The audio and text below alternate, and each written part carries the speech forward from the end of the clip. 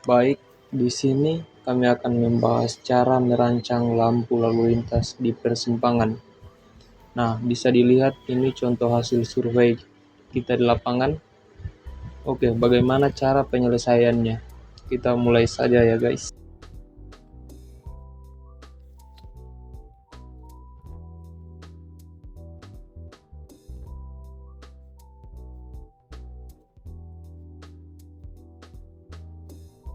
Nah, pertama itu kita klasifikasikan masing-masing utara, selatan, timur, dan barat. Kita harus klasifikasikan Q dan S-nya. Nah, Q dan S ini adalah Q arus lalu lintas nyata dan S adalah arus lalu lintas jenuh. Nanti kita lihat di sebuah tabel. Nah, untuk nilai Q-nya ini kita dapat dari hasil survei tersebut. Di gambar itu yang kayak ini, Q sama dengan 1404 dan lainnya. Nah, pertama kita utara nih. Utara itu Q-nya 650, kita tulis dulu di sini. Terus selatan ada 600 dan seterusnya.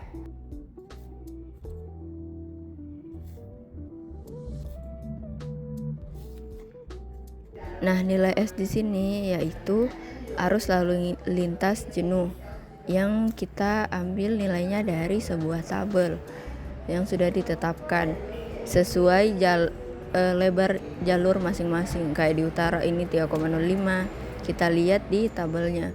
Nah, di sini sudah ditetapkan kalau 3,5 meter lebarnya, maka arus jenuhnya 1850. Begitu juga untuk nilai S bagian selatan. Kita lihat lebarnya itu 2,65. Jadi kita 3,65 maksudnya, kita lihat di tabel.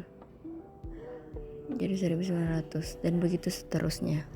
Nah, untuk jalan yang lebarnya itu tidak ada di tabel, maka kita menggunakan rumus L dikali 525 untuk mencari nilai S-nya. Nah, 7,3 contohnya dikali 525. Hasilnya yaitu 3850. Begitu juga jalur barat, karena di barat juga memiliki lebar jalur 7,3 meter. Nah, untuk nilai Q per S ini sama dengan Y, itu berarti kita Q-nya dibagikan S masing-masing jalur.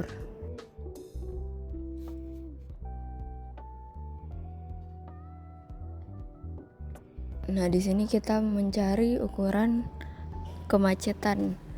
Nah, dinyatakan sebagai rasio Fx atau FR di sini. Jadi kita tambah sehingga mendapatkan 0,74. Dan untuk LT di sini yaitu jumlah kurun waktu hijau dikurangi 1 detik tiap hijau. Di sini dirumuskan yaitu 2N tambah R. N di sini yaitu banyaknya fase dan R adalah waktu semua merah dan waktu merah kuning. Nah, sekarang kita mencari channel. Channel itu yaitu waktu siklus optimum yang memiliki rumus 1,5 LT ditambah 5 per 1 kurang FR. Jadi nilai yang kita dapatkan tadi tinggal dimasukkan di rumus. Nah, nilai FR dan LT kita masukkan hasil yang tadi di rumusnya, sehingga kita mendapatkan hasil channel adalah 18,5 dibagi 0,26 sama dengan 70 detik. Lanjut, kita ingin menghitung pengaturan sinyal hijau. Bagaimana caranya?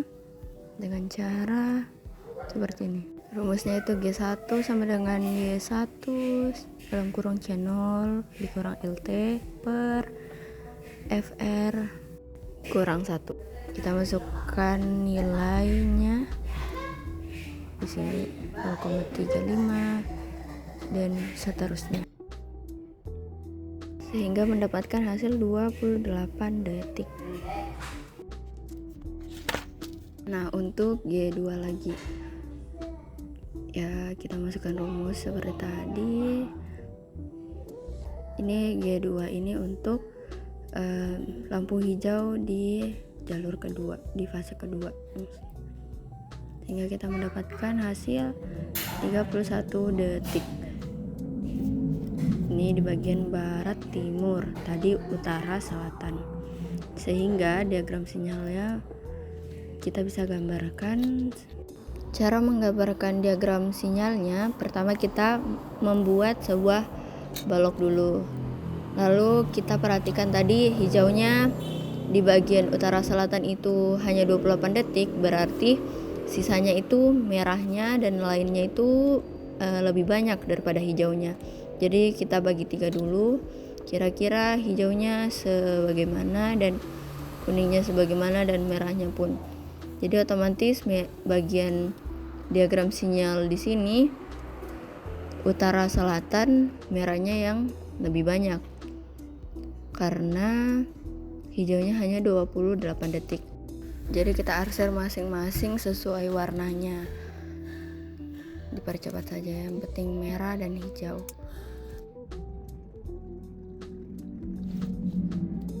Nah, selain merah dan hijau ada juga yang merah menuju ke kuning. Jadi dia itu transisi antara merah menuju ke kuning. Dia hanya sekian detik saja, hanya ada 2 detik saja. Terus merahnya itu sebanyak 37 detik. Kuningnya berarti ada 3 detik, dan hijau yang tadi 28 detik. Ini untuk jalur utara dan selatan. Nah, sekarang kita mau menggambarkan diagram sinyal di barat timur. Nah, di barat timur ini kita bisa lihat tadi dalam perhitungan dia lebih padat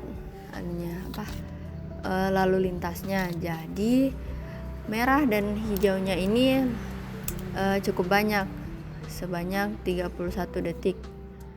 Jadi diagram sinyalnya itu berbentuk begini. Seperti biasa kita arsir sesuai warna lampu lalu lintasnya.